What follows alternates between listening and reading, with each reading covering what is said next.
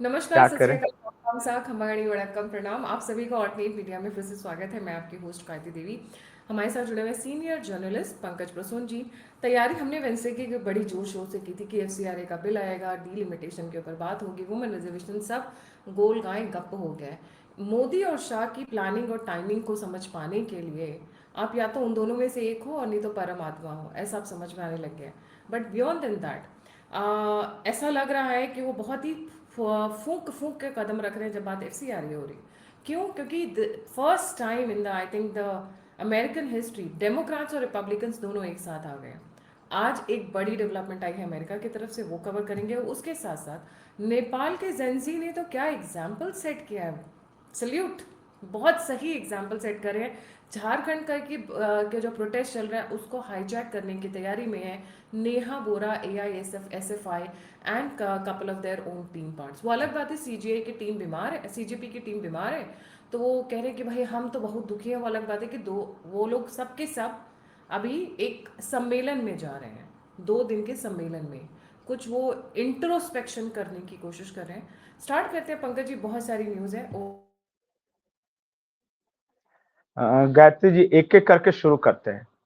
सबसे पहले एक महाशय है, ये वहां के सीनेटर है, नाम है रिले मूर। और रिले मूर साहब ने एक ट्वीट किया है, अब बड़ा इंटरेस्टिंग है क्योंकि चारों तरफ शोर था कि आज एफसीआरए बिल आने वाला है संसद में। तो ठीक एफसीआरए बिल आए उससे पहले ये ट्वीट किया गया था। ये अलग बात है कि यहां से वो गच्चा हो गया, आया ही नहीं, और अब शायद इस सेशन में आए भी नहीं शायद। तो वो लिखते हैं कि ये जो भारत का एफसीआरए बिल है, ये दुनिया भर के क्रिश्चियनों के लिए, मतलब ईसाइयों के लिए, ये एक तरह से कुठाराघात है। और फिर वो उदाहरण बताते हैं कि क्रिश्चियनिटी भारत में बहुत पहले आई थी, 2000 साल पहले आई थी, और सेंट थॉमस एपोस्टल जो थे वो आए थे। हाँ, यही वाला ये है। और वो कहते हैं कि ये जो एफसीआर बिल है, this is clearly against Christian. देखिए लास्ट पैरा का पहला line, this is clear attack against Christian if the bill proceeds in this way. ये बहुत मतलब ये भी यहां तक की धमकी देते हैं कि भारत अमेरिका के बायलेटरल रिलेशंस बहुत खराब होंगे अगर ये बिल पास हो गया तो, वगैरह वगैरह। अब ये जो इनको जो भाई साहब को बोलना था बहुत कुछ बोल दिया, इतिहास भूगोल सब कुछ। ये जानबूझ के ये ट्वीट वैसे वक्त किया गया है जब इनको अंदाजा था कि अगले दिन संसद में पेश होने वाला है, तब ये किया गया। चलिए इन्हीं की बात से शुरू करते हैं। अच्छा, मान लिया कि 2000 साल पहले गायत्री जी आया था, ईसाइयत भारत में आई थी, ठीक है। 2000 साल पहले आया हुआ रिलीजन जिसने 150 सालों तक इस देश पर राज किया है, और सबसे ज्यादा प्रॉपर्टी है उनके पास, चर्चेज है, पैसा तो उनके पास है, सब कुछ, ये तो वो भी कहते हैं। तो जब सब कुछ पैसा है, प्रॉपर्टी है, तो इन गोरों से इनको पैसा लेने की जरूरत क्या है? क्यों चाहिए डोनेशन, जब ये ऑलरेडी इंडिया के सबसे रिचेस्ट कम्युनिटी में से एक हैं, more richer than Hindus, more richer than Muslims. तो कोई अमेरिका में बैठा वाइट रेसिस्ट वो पैसे क्यों भिजवाएगा इनको, और क्यों लेना चाहिए इनको? यही तो बिल है कि भारत के ईसाइयों को गोरों से पैसे की जरूरत नहीं है। एक लाइन में यही तो बिल है। ये नहीं, और बिल ये हेल्प के लिए थोड़ी जो ना मना कर रहे हैं। बिल बोल रहे हैं आप कन्वर्जन नहीं करोगे, आप इलीगल क्यों, एक्टिविटीज नहीं करोगे, आप पॉलिटिक्स में इंटरवीन नहीं करोगे, तो अब आपको मिर्ची क्यों लग रही? आप धर्म के नाम पे भेज रहे हो ना, तो भेजो, चर्चेस बनवाओ। बट उस पैसे को डाइवर्ट करके आप separatist movement, Naxalist movement fund नहीं करोगे। आप मणिपुर में प्रॉब्लम्स नहीं क्रिएट कराओगे। आप मिजोरम में और ये कुकीज को AK-47 हथियार, मिसाइल, रॉकेट लॉन्चर और ये बुलेट्स नहीं दोगे। उन्हीं पैसों को तो डाइवर्ट करके किया जा रहा है ना, तो वो नहीं बिल्कुल, अलाउ होने दे। अगर आप मदद के लिए भेज रहे हो, आपका दिल बहुत बड़ा है, तो सबको भेज दो। क्या दिक्कत है भाई, मदद ही तो कर रहे हो। ये जरूरत ही नहीं है। खैर, मैं ये इसलिए ये टॉपिक जानबूझ के इससे शुरू किया कि कुछ चीजें पर्दे में थी, अब वो पर्दे से हट गई। एफसीआरए बिल अभी आया नहीं है, लेकिन रियल इंटेंशंस आने लगे हैं बाहर। नहीं तो ये सीनेटर, रिप्रेजेंटेटिव्स, डेमोक्रेट्स सब मिलकर अगर इसका विरोध कर रहे हैं, और आह्वान किया गया है कि दुनिया भर के जितने क्रिश्चियन संगठन हैं विरोध करो, ये बिल्कुल कॉल दिया जा रहा है उस तरह जैसे जिहाद का कॉल होता है। क्या कर दिया ऐसा भाई? और जो बाहर से तो कॉल आ ही रहे हैं, अपने देश के अंदर आपको क्या लग रहा है आज जो रैली निकाली है राहुल गांधी वगैरह ने पूरा बैनर पोस्टर लेके, वो क्यों निकाली है? वो अमित शाह के जवाब के लिए निकाल रहे हैं? नहीं, उनकी चिंता क्या है पता है? कि अमित शाह रोज संसद भवन आ रहे हैं, रोज 10 बजे रात तक रुक रहे हैं, पर आ नहीं रहे यहां पे। वो कर क्या रहे हैं? वो जाते हैं अपने केबिन में बैठते हैं, कुछ तैयारियां चल रही है, कुछ मीटिंग्स होती हैं, कभी डोवाल साहब आते हैं, कभी एस जयशंकर साहब आते हैं, कभी आईबी के चीफ आते हैं, सबसे मिलते हैं उसी संसद भवन के अंदर जहां पे होम मिनिस्टर का कार्यालय है। एक स्पेशल ऑफिस है होम मिनिस्ट्री के लिए जहां पे पर डे आते हैं। ये आज निकालिए। इनको चिंता है, मतलब इनको खुजली लगी हुई है कि वो कर क्या रहा है ये आदमी। ये 4 दिन 5 दिन से लगातार आ रहे हैं और आके कुछ ना कुछ काम करता रहते हैं और फिर चले जाते हैं शाम को। तो ये करते क्या, ये जानना चाहता है विपक्ष, तो इसलिए कह रहा है कि भाई जवाब नहीं दे रहे, जवाब नहीं। और सही बात है, कोई जवाब ही नहीं आ रहा है किसी के तरफ से नहीं। अगर आप जाके सीनियर सीनियर सांसदों से पूछिएगा कि भाई एफसीआरए आ रहा है, तो कहते पता नहीं, वो तो कब आएगा फैसला करेगा, तो हमें तो एक दिन पहले बताया जाएगा कि कल मौजूद रहना है। अच्छा, महिला आरक्षण बोले कुछ नहीं पता। वो कुछ तो चल रहा है जो कि किसी को नहीं पता है, और लेकिन रोज चल रहा है। और ये चुप्पी है ना, वो बेचैन किए हुए, इसलिए रोज राहुल गांधी करे कुछ तो बोलो, अमित शाह, अभी अमित शाह तो आए, अमित शाह तो ये करे। वो चाहते कि आके कुछ तो बताए कि कर क्या रहा है, और इसीलिए अंदर मतलब खलबली टाइप की मची हुई है। वो उन्होंने गेस कर लिया, एफसीआरए सरकार ने कह दिया कि जाओ एफसीआरए नहीं आ रहा है। फिर उन्होंने कह दिया कि अच्छा महिला आरक्षण, तो उन्होंने कह दिया कि अच्छा देखते हैं महिला आरक्षण क्या हो सकता है, परिसीमन तो अभी नहीं। अब ये सारी चीजें नहीं आ रही है तो आ क्या रही है भाई? पहले इन लोग गेस कर रहे थे 5 अगस्त, 5 अगस्त। अब 5 अगस्त आज आ गया। आज सुबह सुबह तैयारी किया कि रैली निकालेंगे, काला बिल्ला पहनेंगे, ये करेंगे वो करेंगे, और सरकार चुप, कुछ ला ही नहीं रही है। तो ये विरोध करे क्या, किस बात का करे? अब एक डब्बा रखे हुए है राम मंदिर वाला चंदा, और रोज पता चला कि रोज उसी एक डब्बे को लेकर कितना नौटंकी करे। मतलब सत्ता पक्ष को तो पता है ही नहीं, विपक्ष को भी कुछ नहीं पता है, और ऊपर से मीटिंग पे मीटिंग, मीटिंग पे मीटिंग ले रहे हैं। ये कोई दिक्कत हो रही ऐसा है ना इन हो लोगों कि की। कोई बहुत बड़ा बम फोड़ दे। शाह जी का कोई भरोसा नहीं है। वही, वो और जिस तरह, जी, वो अगर बोलते हैं मैं उत्तर जाऊंगा, तो ये मान के चलो उत्तर छोड़ के वो सारी दिशाएं जा सकते हैं। उनका ये एक सेट पैटर्न रहा है। बिल्कुल। और एक चीज मैं और बताऊंगा कि जब जब ये मोदी सरकार दबाव में आती है, जब जब किस तरह की प्रेशर बनाने की कोशिश करती है, तब तक ये मेजर बम फोड़ देते हैं हमेशा। और अभी ये राम मंदिर को लेकर प्रेशर है, ये यूजीसी को लेकर प्रेशर है, वो कास्टिज्म वगैरह चल ही रहा है। ये सब बहुत सारा प्रेशर, ये कुछ ऐसा मारेंगे घुमा के कि सारी चीजें भूल कर लोग इसके बारे में बात करने लगे। और मुझे लगता है उसी की तैयारी चल रही है। अब बहुत सारे लोग बहुत तरह का गेस कर रहे हैं रिगार्डिंग बांग्लादेश, रिगार्डिंग पीओके, लेकिन जिसकी जितनी बुद्धि है उतना ही तो गेस करेगा ना।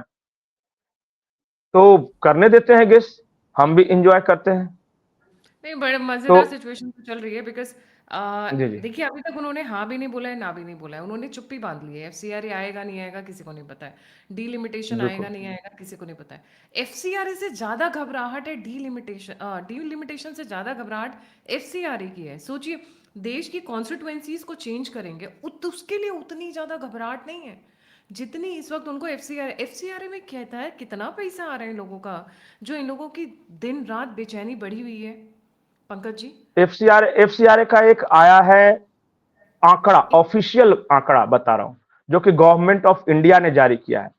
वो लिखता है कि दुनिया का हर तीसरा एनजीओ भारत में है, हर अरे थर्ड एनजीओ डॉक्टर इंडिया नहीं में है काम कर। हमारे यहाँ, डॉक्टर नहीं है उतने हमारे यहाँ जितनी एनजीओज हाँ, हैं। तो जो आधिकारिक आंकड़ा है कि हर तीसरा एनजीओ इंडिया में है। टोटल जो गवर्नमेंट ऑफ इंडिया कर रही है 37 लाख एनजीओज हैं, 37 लाख।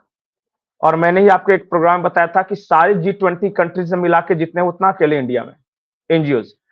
अगर फॉरेन फंडेड एनजीओज और उनके एजेंडे के लिए हर साल 20,000 करोड़ रुपया आ रहा है, सिर्फ फॉरेन फंडेड एनजीओज को 20,000 करोड़ रुपया हर साल।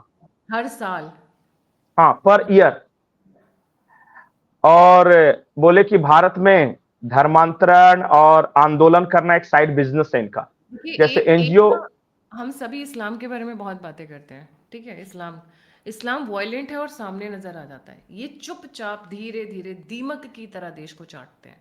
अगर आप देखो, नक्सल की प्रॉब्लम इनकी क्रिएट की हुई प्रॉब्लम है, पंजाब में प्रॉब्लम इनकी क्रिएट की हुई प्रॉब्लम है, अगर आप मणिपुर देखोगे इनकी है, मिजोरम देखोगे तो इनकी है। नॉर्थ ईस्ट में जितनी प्रॉब्लम्स है, thanks to the Christian missionaries and thanks to Nehru, इन लोगों की क्रिएट की हुई प्रॉब्लम्स है। क्या हमें नहीं पता है? ये चुपचाप खा जाते हैं आपको। हम इस्लाम को तो बोलते रहते हैं, इस्लाम की और बातें दिखती हैं, सामने दिखती है, ये दिखते नहीं है। ये सिर्फ आप जब डाइजेस्ट हो चुके हो तो तब आपको पता चलता है। वो ना, जीसस योगा आ चुके हैं, क्या योगा जीसस, जीसस योगा, वो ब्रह्मा के फॉर्म में आ गए हैं, वो कृष्ण के फॉर्म में आ गए हैं, अब वो लेटे फॉर्म में आ गए हैं, वो हनुमान जी के फॉर्म में भी उनकी फो निकाल रहे हैं। इस पे तो ब्लेसफेमी के केस होने चाहिए क्रिश्चियन मिशनरीज के ऊपर, कि हाउ डेयर यू कि आप हमारे भगवान को चोरी करके उनकी चेहरा जीसस का लगा रहे हो। Moving on to the next topic Pankaj ji. और एक नेपाल। एक लाइन, आखिरी लाइन बोलता हूं कि आप इस्लाम, रेडिकल इस्लाम कह रहे हैं ना, उसके पीछे भी यही है, वही सीआईए ही है, उनको भी हाँ। कट्टर बना के वही कर रहे हैं। ये अरे दोनों फ्रंट का इस्तेमाल कर रहे हैं, डायरेक्ट इनडायरेक्ट दोनों। बताइए, स्पेन को डराने के लिए इन्होंने भेज दिए 30-40 हजार, 60 हजार, सॉरी, बिल्कुल। मोरक्कन्स। और वहां पे उन्होंने जाते ही वो स्क्रू ड्राइवर से, चाकू से लूटना पटाखना, चाकू घुस मार देना। पूरे यूरोप को सीआईए तबाह कर रहा है, और इसका खामियाजा यूएस को भी भुगतना पड़ेगा। ऐसा नहीं है कि आपके पड़ोस में आग लगी है तो आपके घर तक वो आग नहीं आएगी, वो बिल्कुल आएगी। जो बिल्कुल। स्पेन में हुआ है वो सीआईए की देन है, ट्रम्प की देन है। वो बहुत जल्दी इनको भी पलट कर आएगा। आते हैं नेपाल के ऊपर पंकज जी। नेपाल में बहुत कुछ चल रहा है, थोड़ा बताएं प्लीज। नेपाल में सबसे पहले तो भारत से शुरू करते हैं कि कुछ दिनों पहले तक कुछ क्रांतिकारी थे लोग, कहते थे भारत को नेपाल बना देंगे, नेपाल बना देंगे इंडिया को। अरुंधति राय उसमें बोल रही थी, एक निवेदिता मेनन है जेएनयू की, वो रिटायर्ड प्रोफेसर है, वो बोल रहे थे, ये तिलचट्टे जो बैठे हुए थे वो बोल रहे थे भारत नेपाल बन सकता है। राहुल गांधी कह रहे थे कि अगर नेपाल का जिंजी जाग सकता है तो भारत का क्यों नहीं। सलमान खुर्शीद ने कहा था कि अगर बांग्लादेश में हो सकता है तो भारत में क्यों नहीं। अचानक से ये सारा का सारा ब्रिगेड खामोश हो गया, चुप। अब अचानक चुप क्यों हो गया, इसके पीछे कारण है। अब वो नहीं बोल सकते कि नेपाल बना देंगे, क्योंकि नेपाल जो बन रहा है वो इनके नैरेटिव में, एजेंडे को सूट ही नहीं करता। और हुआ ये कि नेपाल में जब सावन शुरू हुआ तो ये 7 तारीख की बात है, 7 तारीख को एक वहां से कोसी बैराज तक लोग जाते हैं, एक मतलब धार्मिक जुलूस की शक्ल में, और वहां से जल उठाते हैं। और जल उठाने के बाद वो अलग अलग शिवालयों में, कोई पशुपतिनाथ तक चला जाता है, वो डालते हैं वहां पे, अर्पण करते हैं उस जल को। तो हुआ ये कि जब ये जा रहे थे तो ये सब पूरा जो धार्मिक जुलूस था, तो डीजे वगैरह नारे वगैरह बज रहे थे, जहां तहां झंडे लगे हुए थे। तो एक जगह है वहां पे, सुरसुरी जिला है वहां पे, तो वहां पे एक कप्तानगंज नाम का कस्बा है। तो कप्तानगंज में एक झंझट शुरू हुआ। हुआ ये कि एक झंडा जहां पे लगा हुआ था हिंदुओं का, तो मुसलमानों ने कहा कि झंडा उखाड़ो, ये मस्जिद है हमारी। तो वो झंझट वगैरह हुआ, फिर बहाना बनाया गया कि तुम्हारी डीजे बहुत आवाज कर रही थी, उसमें धार्मिक नारे वगैरह बज रहे थे। तो यहां से ये शुरू हुआ, झंझट शुरू हुआ। तब तक क्या हुआ था कि लौटते वक्त आधा से ज्यादा लोग लौट चुके थे। तो जो आखिरी जत्था आ रहा था उसके साथ मार पिटाई कर दी। मार पिटाई करने के कारण दो भाई मेहता थे, दोनों मेहता भाई हैं, मैं एग्जैक्ट नाम दोनों को कबूर, एक ओम प्रकाश मेहता है, एक जेपी मेहता है, दोनों की हत्या कर दी। अब जब ये हुआ तो अब दो तरह के आरोप है, कुछ लोग कह रहे हैं कि पुलिस की गोलीबारी से मारे गए, और कुछ लोग कह रहे हैं इन लोगों ने मारा। अब ये जब बात पता चली हिंदुओं का, तब निकले वहां से और लगे मारने इन लोगों को। और पुलिस आ गई, आर्मी आ गई, प्रधानमंत्री बालेन शाह ने रिक्वेस्ट किया, बोले नहीं इनको तो हम बता ही देंगे। और 13 जिले, देखते देखते 13 जिलों में पूरा, ये पूरा तराई वाला इलाका जो मधेश इलाका बोलते हैं और ये कोशी अंचल बोलते हैं, पूरा सब में दंगे फैल गए। जनकपुर से लेके पूरा जितना आप जानते हैं इधर, जो वीरगंज वगैरह सब, और लगे मारने। और मारते मारते ये हालत है कि ऐसे ऐसे नारे लग रहे हैं, वीडियोज हैं कि यहां पे सुनाया नहीं जा सकता। और सारे निकले और उन्होंने कहा कि हम बताते हैं कि जेएनजी क्या होता है। और इतना मारा कि अब ये नेपाल छोड़ छोड़ के भाग रहे हैं, भूटान जा रहे हैं। और इसलिए लोग पूछ रहे हैं कि क्यों नेपाल बनाना है, भारत को बनाना है नेपाल, बना दिया जाए, हैं? वो अब तो क्या कह रहे हुआ? हैं कि हमें हमें योगी बाबा चाहिए, नहीं तो हमें मोदी बाबा चाहिए। वो तो ऐसे इस तरीके की बातें बिल्कुल। करें। मैं जस्ट होप इस पे कॉपीराइट ना हो, मैं चला के देख लेती हूँ एक They're bar. celebrating a victory against corruption, a victory against KP ये Sharma तो Oli, and a victory of resilience. And ना कॉपीराइट है इस पे, तो मैं बाद में ये नहीं चलाऊंगी, नहीं बट ये तो पुराना वाला है, जब वो जो था पहला जो तख्ता पलट हुआ था उस समय था। हाँ। अभी जो है वो नेपाल प्रोटेस्ट सीधे टाइप कीजिए, बहुत सारे वीडियोस आएंगे और ऐसे ऐसे वीडियोस आएंगे कि देख के मस्जिदों से लाउड स्पीकर निकाल निकाल के फेंके जा रहे हैं, मुसलमानों के घर जलाए जा रहे हैं, भागो, और गालियां दी जा रही है लिटररी। और मतलब कहा कि हमको क्या समझ रखा है, सेकुलर मुल्क, यहां पे ज्यादा करोगे। और बकायदा 13 पॉइंट एजेंडा है और उन्होंने बालेंद्र शाह के सामने रखा कि 13 पॉइंट एजेंडा मानो और नहीं तो समझ जाओ एक रिवॉल्यूशन और होगा। और हैरानी की बात है कि 13 पॉइंट एजेंडा सरकार ने माना, कहा कि हम स्वीकार करते हैं। और पता है वो एजेंडा में फर्स्ट पॉइंट क्या था? क्या? नेपाल बनेगा नेपाल हिंदू राष्ट्र। हिंदू राष्ट्र, हाँ, ये तो उसको एक्सेप्ट नेपाल कर बनेगा लिया, हिंदू राष्ट्र, एक्सेप्ट कर सैद्धांतिक रूप लिया। से सहमति जता दी है। हाँ, सैद्धांतिक रूप से सहमति जताई है कि अब लिखो कि नेपाल हिंदू राष्ट्र था, हिंदू राष्ट्र है या हिंदू राष्ट्र रहेगा। हमें नहीं चाहिए कम्युनिस्ट राज, हमें नहीं चाहिए सेकुलरिज्म का चूरन। और अब नेपाल ने दिखाया, इसलिए लोग यहां पूछ रहे हैं क्यों बनाना है नेपाल, क्यों हाँ, तो खुर्शीद अभी साहब, अरुंधति राय, अब नहीं बनाना है नेपाल? कुछ बोल नहीं रहे हैं। मैंने उनका नेपाल के ऊपर कोई स्टेटमेंट नहीं देखा है। आपने अब क्या रवीश कुमार बोलेंगे? की वीडियो देखी? रवीश कुमार, अभी अभी अभिसार शर्मा, इन सब की कोई वीडियो आई इन पे? नहीं नहीं, इन नेपाल में तो पता चला कि इनके अबुओं की कुटाई हो रही है, तो वो तो वहां इंसानियत, मानवता और दया धर्म की बात शुरू कर दिया इन लोगों ने। और यही जब वो मार रहे थे तब तक ये सब चुप थे। वो तो कट्टरपंथ बढ़ रहा है हिंदुओं में जी, इसलिए मारे जा रहे हैं वो, नहीं तो बाकी सब थे। अब दिखाता है कैसा कट्टरपंथ होता है। और निकले हैं वो, लिटरली निकले हैं घर से। और पता नहीं थैंक्स, मतलब वो जिस तरीके से निकले हैं कि बाप रे बाप जी। ये सब भाग रहे हैं भूटान की तरफ, उसकी तस्वीर है ये सब वापस छोड़ छोड़ के भाग रहे हैं वहां। और ये इनको बिहार यूपी में भी घुसेंगे। देना चाहिए, बांग्लादेश ढकेल देना चाहिए इनको वापस, जहाँ से आए हुए हैं। बांग्लादेश से ही तो निकल निकल के सारे जा रहे हैं, चाहे बिहार हो, वेस्ट बंगाल हो, उधर भूटान हो, उधर नेपाल हो। और जम्मू कश्मीर से आज पकड़े गए हैं 20 बांग्लादेशी, बाय द वे, आज सुबह बिल्कुल ही बिल्कुल सुबह। बिल्कुल। राइट, ये इनकी तो लिमिट नहीं है। नेपाल के बारे में तो बहुत अच्छी न्यूज़ आ रही है, बट एक इंटरेस्टिंग चीज़ ये है कि हमारा पूरा सेकुलर मीडिया चुप हो गया है अचानक से। अब वो नेपाल जेंजी प्रोटेस्ट के बारे में बिल्कुल बात नहीं कर रहा है। क्योंकि असली जेनजी अब खड़ा हुआ ना। जेनजी का क्या है? जेनजी ने उस वक्त भी कम्युनिस्टों को हटाया था जिसकी मार्केटिंग इन लोगों ने कर दी। नेपाल के जेनजी ने चाइना परस्त केपी शर्मा ओली को हटाया था। वो न भारत के खिलाफ था, न हिंदुओं के खिलाफ था। लेकिन यहां नरेटिव ये बताया गया कि मानो कि वहां तख्ता पलट हुआ तो यहां मोदी का भी हो जाएगा। और नेपाल के जेनजी बोलते रहे, बार बार ये बोलते रहे कि हिंदू हैं हम और हम राष्ट्रवादी हैं। वहां पे योगी आदित्यनाथ की तस्वीरें ले लेके रैली निकालते रहे। लेकिन यहां का इकोसिस्टम कुछ ऐसा है जो कि बोला कि देखो तख्ता पलट हुआ तो यहां भी हो सकता है। अरे वो बिल्कुल। तख्ता पलट कम्युनिस्टों का हुआ था, ये क्यों नहीं सोचते? कम्युनिस्ट था केपी शर्मा ओली।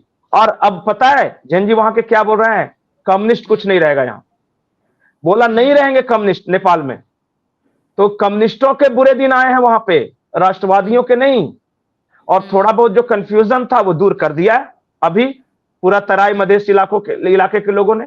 और भी कहोगे कुछ तो इनका नहीं, उसी वक्त एजेंडा खत्म हो गया कि नेपाल नहीं, नेपाल नहीं, नेपाल नहीं चलेगा। अब सिर्फ बांग्लादेश बनाएंगे ये। और अभी हम तो एक चाहते हैं कि बनाए नेपाल, आए ना। बनाए और नेपाल। काश हम भी नेपाल के हिंदू की तरह करें। नहीं, होना ज़रूरी है, क्योंकि ये देखिए जहाँ जहाँ ये जाते हैं उस देश की सभ्यता को, उस देश के कल्चर को, संस्कृति को खा जाते हैं। They are like a parasite. आपने देखा है जहाँ जहाँ ये गए हैं, वो पैरासाइट की तरह खत्म कर देते हैं उस देश को, उस देश की संस्कृति को, हर चीज़ को। अब यूरोप जा रहे बिल्कुल हैं, अब इनको यूरोप का वैसे वैसे तो तुमको शरिया लॉ चाहिए। तो जब तुमको सालों को शरिया लॉ चाहिए तो तुम मुस्लिम देशों से निकल के क्रिश्चियन कंट्रीज में या नॉन मुस्लिम कंट्रीज में क्यों जा रहे हो? जहाँ बैठे हो वहीं एंजॉय करो ना शरिया लॉ। भाई enjoy the sharia law way you are. बाकी देशों में क्यों जा रहे हो? जिन्होंने अपना घर बनाए हैं, फर्नीचर बनाया है, इंफ्रास्ट्रक्चर बनाया है, रिसोर्सेज बिल्डअप किए हैं, कंट्री को लाविश तरीके से तैयार किया है। पेरिस की तो माँ बहन एक कर दी है इन्होंने। I am sorry to say that language, but Paris has been destroyed, France is destroyed, Germany is destroyed, Spain में 60,000 लोग घुस गए, क्या बचेगा वो हम ही जानते हैं। अगर आप देखें western Europe, the western Europe, Italy ने अपने दरवाजे बंद कर दिए। स्पेन वाला जो घटना हुई, Poland is the only country that said कि हम अपने यहाँ एक भी रिफ्यूजीज नहीं लेंगे, जिसको अपने देश में लाना है लाओ। तो अभी आज तक वो बचे हुए हैं थोड़े, अपने गेट्स और अपने बाउंड्रीज को वो लोग सील करें कि हमें नहीं चाहिए। क्यों? क्योंकि ये घुसेंगे। एक भी लड़की देखिए आपने स्पेन में जो गए हैं, सारे लड़के जा रहे हैं। किस क्या करेंगे? ये रेप करेंगे, लव जिहाद करेंगे, वहां की लड़कियों को फंसाएंगे, उनका ग्रूमिंग गैंग तरीके से करेंगे, और फिर वही कहानी रिपीट होगी। उस जगह को भी रेगिस्तान बनाकर, उस जगह को भी पूरा डिस्ट्रॉय करके, then they will move to another place. They are parasites, complete parasites. अरे बच्चे पैदा करते हो तो तुम बोलते हो कि डैश की देन है। डैश की देन है तो बोलो ना, डैश को आके खाना खिलाए, घर बनाए, फोन दे, इलेक्ट्रिसिटी दे, लैपटॉप दे। उस बारे में तो नहीं सोचते हो। They are like walking zombies, proper zombies है ये। Anyways, moving on to the next one, Jharkhand. जी पंकज जी। झारखंड में कुछ बहुत इंटरेस्टिंग चल रहा है गायत्री जी। एक प्रोटेस्ट वहां हुआ दिल्ली में, एक प्रोटेस्ट झारखंड में हो रहा है, लेकिन दोनों की तासीर में फर्क है। यहाँ ना पीएम, किसी नेता को गाली नहीं दी जा रही है, यहाँ ना हाथों में हथियार है, ना बसें जलाई जा रही हैं, ना किस तरह के अपशब्द, कुछ नहीं हो रहा है। सबसे बड़ी बात है कि यहाँ जिसके खिलाफ ये आंदोलन, जैसे सरकार है हेमंत सोरेन के खिलाफ, तो हेमंत सोरेन को भी गाली नहीं पड़ रही है। उल्टा उनके जो फादर हैं शिबू सोरेन, कल पुण्यतिथि थी, सारे स्टूडेंट उनको लेकर और एक जुलूस निकाल रहे थे श्रद्धांजलि देने के लिए। और मतलब गजब रिवॉल्यूशन है, जिसमें लोग पूछ रहे हैं कि इस्तीफा दे दें। तो कहा इस्तीफा ले क्या करेंगे, एक नेता जाएगा दूसरा आ जाएगा, वो भी तो चोर होगा, इसकी क्या गारंटी है। मुझे सिस्टम में सुधार चाहिए। और उन्होंने जो कहा है वो मुझे लगता है देश भर के दर्शकों को सुनना चाहिए। उनका 7 पॉइंट एजेंडा है। 7 पॉइंट एजेंडा में उन्होंने कहा कि जितने जो एग्जाम्स हुए हैं जिसमें गड़बड़ियां हुई हैं, जिसमें सरकार ने भी स्वीकार किया है, वो जेपीएससी, जेएसएससी, तो सबसे पहले वो सारे एग्जाम्स को कैंसिल करो। ठीक है। दूसरा, झारखंड में ब्लैकलिस्टेड प्राइवेट कंपनियों के थ्रू ये एग्जाम कंडक्ट कराते थे, तो स्टूडेंट्स का कहना है कि प्राइवेट एजेंसियां या कंपनियां क्यों लेगी एग्जाम? गवर्नमेंट का एग्जाम है, गवर्नमेंट ले। वो प्राइवेट कंपनियां क्या करती है, पैसा लेके किधर भी क्वेश्चन आउट कर देती है। ये मतलब कहना। और तीसरा यह है कि बहुत सारे भ्रष्ट अधिकारी, नेताओं की बीवियां, रिश्तेदार सब बैठे हुए हैं। ये तो जेएनयू वाले को भगाया था, ये डफली वाला आ गया था आजादी करने। गैंग को उन्होंने वहां से भगा दिया कि हमें नहीं चाहिए तुम्हारे आजादी के नारे, तो उतना तुम्हारा सपोर्ट चाहिए, यहाँ से निकल लो पतली गली से। जी। तो ये है। लेकिन जो सबसे इंटरेस्टिंग बात मैं बताने जा रहा हूं झारखंड के ये में, कि इस तरह के अपॉलिटिकल मूवमेंट है जितने आ रहे हैं, जैसे कि नेहा बोरा आ रही है, तो सारे स्टूडेंट ने कह लिया कि खबरदार, आओ सपोर्ट करो, पर स्टेज नहीं देंगे, डिरेल नहीं होने देंगे इस आंदोलन को। कांग्रेस वाले भी आए थे, बाकायदा नाश्ते का पैकेट वगैरह कहा था, कहा सर आपके स्टूडेंट है, सर्व कर सकते हैं, लेकिन अगर आप चाहिएगा कि स्टेज पर आके पॉलिटिकल भाषण दे दें तो we will not allow it. नहीं अलाउ कर रहे हैं, चाहे वो राइट हो, लेफ्ट हो, सेंटर हो। बोले कि नहीं, पॉलिटिशियन तो चाहिए ही नहीं, चाहे वो किसी पार्टी का हो, और ना कोई एजेंडाधारी चाहिए। किसी तरह का एजेंडा अगर आइडियोलॉजिकल आप कहोगे तो सीधे कहेंगे कि हाँ जोड़ते हैं, भैया चले जाइए, बोलिए तो वापस फ्लाइट का। अब ये नेहा बोरा क्यों आ रही है, ये बहुत इंटरेस्टिंग कहानी। हुआ ये कि इस आंदोलन से निपटने के लिए कोई तरीका समझ में नहीं आ रहा, क्योंकि इसको करे क्या, कैसे डिफेम करे। स्टार्ट में इन्होंने कहा कि नहीं भाई, ये तो सिर्फ एक बीजेपी आरएसएस वाले लोग हैं, और बाकी जो झारखंडी आदिवासी मूलवासी ये सब है, ये सब नहीं। अब क्या किया कि आदिवासी छात्र संघ भी आ गया, मुस्लिम स्टूडेंट्स भी आ गए, तो ये वाला इनका फ्लॉप हो गया। फिर इन्होंने लड़वाने की कोशिश की कि बाहरी भीतरी, मतलब झारखंडी गैर झारखंडी। तो क्या किया कि सबका मिलकर एक कोर कमेटी बना दी, जिसमें ट्राइबल्स भी थे, नॉन ट्राइबल्स भी थे, बाहर भीतरी सब थे। अब ये नहीं हुआ, अब ये बुलाया है जेएनयू वाले दल्ले को। और मैं इसलिए लिटरेरी शब्द का इस्तेमाल इसलिए कर रहा हूं कि सारे स्टूडेंट ने कॉल दिया है। कॉल ये दिया है कि 10 तारीख को विधानसभा मार्च करेंगे। अब जेएनयू वाला ये बिकाऊ ये क्या कर रहे हैं कि जानबूझ के 3 दिन पहले 7 तारीख को अपना मार्च का ऐलान कर दिया, ताकि स्टूडेंट्स की ताकत बट जाए। अब 7 तारीख को ये पहले ही ये पूरा ये चीज कर लेगी और पूरा इसका मीडिया लाइमलाइट, वो इसको हेलीकॉप्टर से आना है और एयरपोर्ट के पास ही बिरसा मुंडा की मूर्ति पे माला चढ़ाना है, वहीं बगल में विधानसभा, ये 1.5 घंटे रहेगी और कॉलल होगा। ये लेफ्टिस्ट है तो हिंसा करेंगे ही, स्टूडेंट तो हिंसा कर नहीं रहे, करेंगे। उसके बाद सरकार क्या करेगी, इजाजत नहीं देगी 10 तारीख वाले को। और यही इनका गेम प्लान है। गेम प्लान ये है कि किसी तरह इस आंदोलन को फुस करो, क्योंकि ये विपक्ष के राज्य में एक इतना बड़ा आंदोलन खड़ा हो रहा है जिसकी काट नहीं है किसी के पास। तो इसलिए इस नेहा बोरा को बुलाया गया है यहां पे। और मेरा आरोप है, सीधा आरोप है, कि ये फंड देकर बुलाया गया है। इसके लिए फ्लाइट्स के टिकट का अरेंजमेंट किया गया है, इसके लिए बकायदा सारा व्यवस्था की जा रही है कि ये कैसे गाड़ी से आएगी, कौन सा कार होगा, और ये सब करके बताइए कि स्टूडेंट मेरे वहां पे पड़े हुए हैं, 10-12 दिन हो गए, आज तक कोई पूछने वाला नहीं है। और इसके लिए फ्लाइट की टिकटें जा रही है, ये लग्जूरियस गाड़ी जा रही है, क्योंकि मैडम जी 1 किलोमीटर के विधानसभा मार्च करेंगी। ये है कौन? ये लाट साहब है। इसको इतना वैल्यू क्यों देना? और नेहा बोरा एक मार्केटिंग किया जा रहा है यहां। और मेरा बिल्कुल साफ कहना है कि कुछ बहुत बड़े गवर्नमेंट वगैरह के लोग हैं जो कि बहुत ज्यादा प्रचार कर रहे हैं कि नेहा बोरा आ रही है, नेहा बोरा आ रही है, ताकि स्टूडेंट्स इसे देखने और इसके साथ मार्च में शामिल हो। मीडिया लाइमलाइट उधर से शिफ्ट होकर इधर आ जाए, इसलिए यह किया जा रहा है। वहां तो स्टूडेंट्स मेरे उपवास पे बैठे हुए हैं सब। 2 लड़की है, 2 लड़का है, जिसमें एक मुस्लिम लड़की है, एक ट्राइबल लड़की है, बाकी हिंदू लड़के हैं सब। तो ये उनको तो लाइमलाइट नहीं मिले, इसलिए ये नेहा बोरा बोलते हैं ना कि हर आंदोलन में एक आइटम बुलाई जाती है, फिल्म में जैसा होता है ना आइटम सॉन्ग, उसी के लिए, ताकि थोड़ी देर के लिए ये कर दे, डेविएट तो कर ही देगी। और इनकी मांग क्या है, आज तक ये भी नहीं पता कि चल क्या रहा है झारखंड में। नेहा बोरा से पूछिए कि क्या हुआ है झारखंड में, बोलेगी ये तो हमें पता नहीं, हम तो चाहते आजादी, फंडिंग वाली आजादी, हेलीकॉप्टर वाली आजादी, लग्जरियस गाड़ी वाली आजादी। यही तो बोल देगी ना कि इसको क्या पता कि झारखंड में कितने एग्जाम्स में क्या हुआ, कैसे क्वेश्चन पेपर बाहर हुए, कैसे आंसर शीट बाहर हुए, कैसे पैसे लेकर वो पोस्ट को बेच दिया गया, कौन कौन से एग्जाम में बेचा गया। हम लोग तो झारखंड में वेले घूम रहे हैं, ये तो जेएनयू से मैडम आएगी मिस लटका झटका ये हीरोइन। योगेंद्र यादव और अरुंधति रॉय की ये जो फॉलोअर है, ये हम्म। बहुत ही जहरीली है। बहुत इसके ज्यादा, लिए बहुत ज्यादा। ये लड़की जो ये बोल दे कि दूसरे लड़की के कपड़े फाड़ना, पहले तो इसको निकाल के 4 थप्पड़ लगाने चाहिए कि तू किस तरीके की लीडर है। और मेरा और इसका आमना सामना हो जाए तो मैं तो इसको सबक सिखाने के लिए तैयार बैठी हूँ, क्योंकि ये लड़की के नॉट बी अ लीडर। और जो लोग ऐसी लड़कियों को लीडर चुनते हैं तो वो देश प्रेमी कभी नहीं हो सकते हैं। Now now she is going to hijack the entire Jharkhand protest. मैंने जितने भी बिल्कुल। लोगों से बात की है झारखंड में, सब अपने अपने पैसे कॉन्ट्रीब्यूट, अभी मैंने जो वीडियो दिखाई आपने देखा होगा, रोटी हाथ में लेके, कोई पिज्जा नहीं भेज रहा है, कोई बर्गर नहीं भेज रहा है, पास्ता नहीं जा रहा है, कॉन्टिनेंटल नहीं जा रहा है, बिरयानी नहीं जा रही, कोई नहीं पूछ रहा है, मंदिर से खाना आ रहा है। नहीं तो वो जो आपस में पैसे इकट्ठा करके जोड़ के डचन करके जो पैसे जोड़ के जो खाना अफोर्ड कर सकते हैं वो खाना उन तक पहुंच रहा है। कुछ एक लोगों ने मदद भेजनी शुरू की, हम लोग भी मदद भेज रहे हैं, ऑल्टरनेट मीडिया भी अपनी तरफ से मदद भेज रहा है। बट जो जेन्युइन प्रोटेस्ट है उसको हाईजैक करने की ये साजिश है।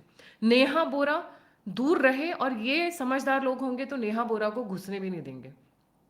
बोरा को बोरिये में डाल के फेंक दें, वो ज्यादा सही है। आई मीन ये घुस ही नहीं रही है।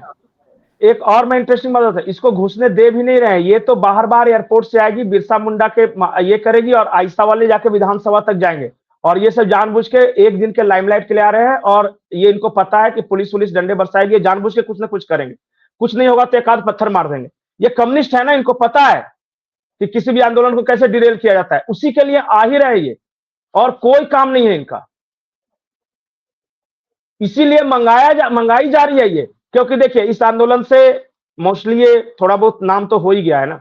नहीं, दिक्कत क्या है ना, अब इनको पूरे मेन स्ट्रीम मीडिया में देखिए, जितने भी चैनल पूछ रहे हैं कि भाई तुम नीट के लिए बोल रहे थे तो झारखंड के बच्चों के लिए क्यों नहीं बोल रहे। झारखंड चली जाएगी ये, पंजाब नहीं जाएगी ये।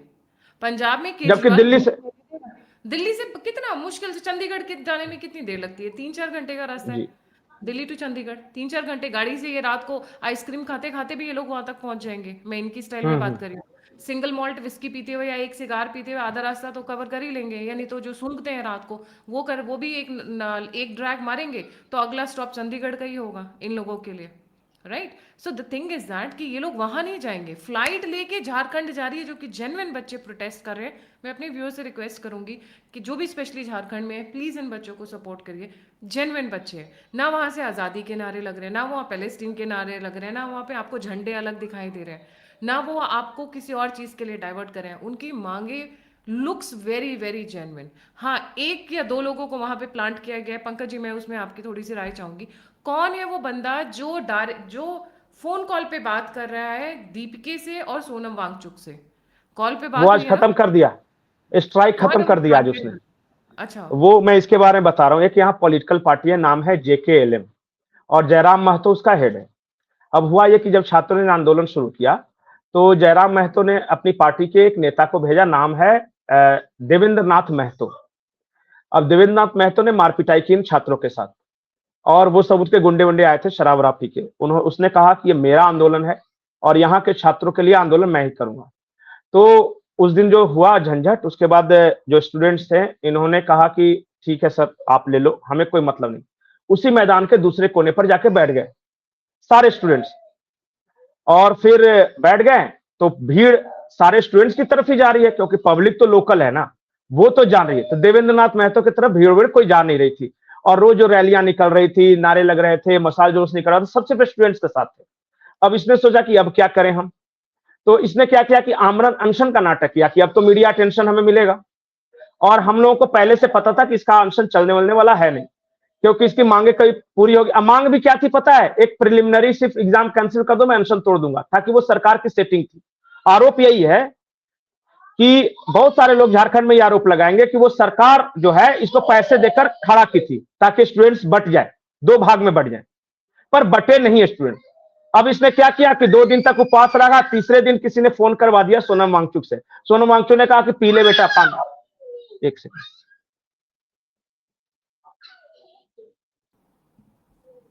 जी, अब कमेंट हुआ करिए। ये कि हाँ, अब हुआ ये कि किसी ने 2 दिन उपवास पे रहा, अब इसको लगने लगी भूख, तो किसी ने सोनम वांगचुक से एक फोन करवा दिया कि बहाना। अब सोनम वांगचुक के कहने पर देवेंद्र नाथ महतो क्यों अनशन तोड़ रहा है? सोनम वांगचुक थोड़ी ना जांच कराने वाला है, मतलब कोई मतलब ही नहीं है। लेकिन किसी न किसी तरह बहाने से, और ये हमें पता था।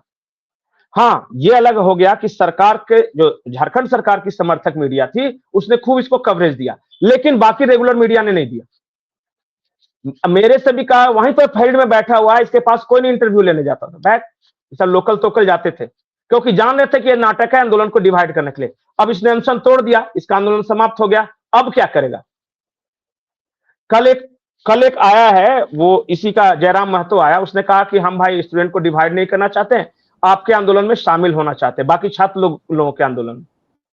अब फिर वो स्टेज शेयर करना चाहता है, किसी तरह डिवाइड करना चाहता है इस आंदोलन को, स्टेज किसी को तरह डिवाइड। हाईजैक करना चाह रहे हैं, जैसे कि यहाँ पे नीट के कुछ एक बच्चे बिल्कुल। गुस्से में थे, बिल्कुल थे, इसमें कोई डाउट नहीं है।